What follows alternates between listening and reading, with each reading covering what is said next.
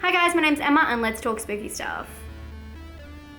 Obviously you guys know that I love Martyrs so much, the original I'm talking about, and today I'm gonna actually watch the remake, the not so well anticipated remake. I wasn't gonna do this, but a couple of you guys had asked me about it, and Wesley also asked me down in the comments if I could watch this. So I thought, I'm just gonna give it a go. I'm gonna give you guys what you want. If you wanna torture me, that's what you get. I should also say at this current point in time, if you haven't seen the original Martyrs movie from 2008, it's about two children who bond over their really fucked up backgrounds and they're in an orphanage together.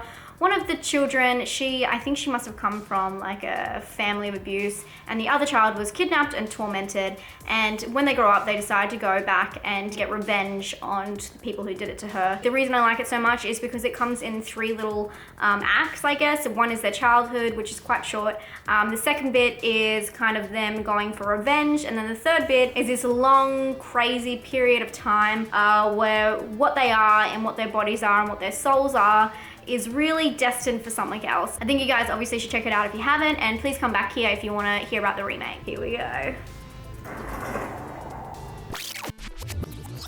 I would say the start for this film is a little bit more built up, a little bit more explained. It's more basing it around the core characters and their backgrounds, where you did know certain things about them in the original, but it was more about what happened to them instead of who they were.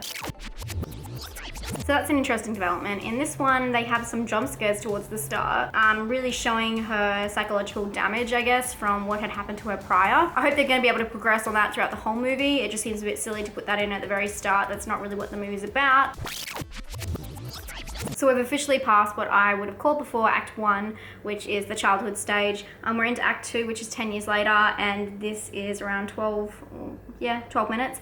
And they've just had the doorbell ring, which I know what's going to happen, so I thought I'd definitely record my reaction to this part. Yeah!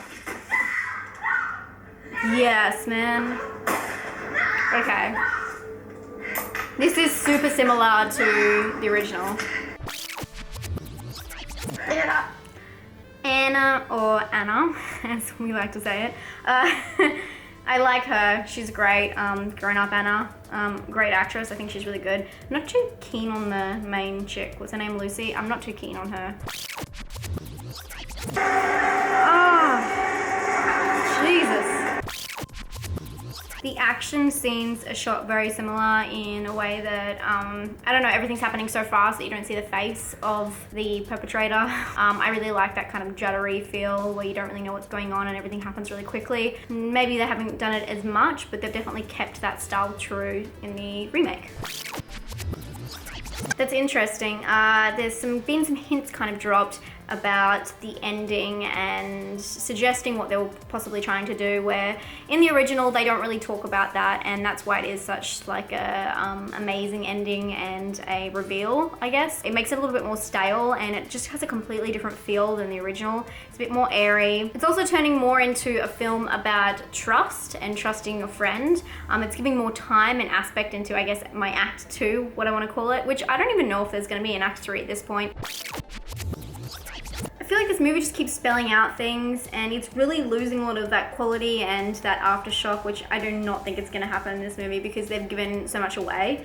It's really disappointing, and it's really dumbing down the audience because of it. It's telling you exactly what their purpose is and what they're doing in this whole movie, and that is meant to be the last thing that you figure out. When you walk away from seeing the original Martyrs, you walk away and you look back and you're going, what did that all mean? And it just slowly starts to hit you, where when it hits you, you know, like when the movie's still got half an hour to go, you get used to the fact and it's not such a shock. It just takes away the thing that makes Martyrs so great, I feel like. Okay, literally they've just spelled everything out now, so there's nothing left on the table. There's no surprises left. I could be wrong. Let's see how this ends, but it's really sad to see the reveal being completely trashed. Yeah, I don't really like that.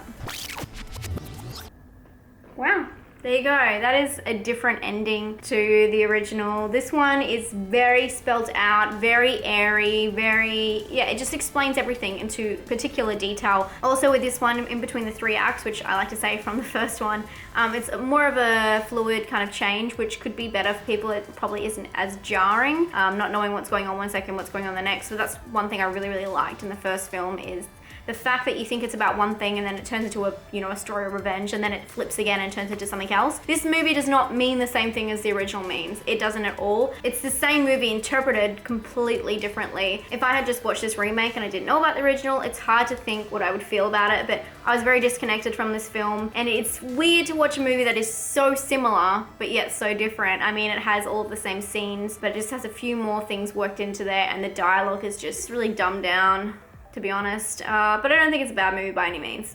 I don't know how that makes any sense, but I hope you guys enjoyed this. I'm gonna give, obviously my Martyrs is my favorite. I love Martyrs. It's my favorite French film. It's my favorite, one of my favorite horror movies ever, and I definitely give that one like a 9 out of 10 or whatever you want to give it. This one, maybe a 5, because it's not bad, but it's not good. Hope you guys are having a great day. Also, be sure to follow me on Facebook and on Twitter if you'd like, and I'll talk to you guys later. Stay spooky. Bye.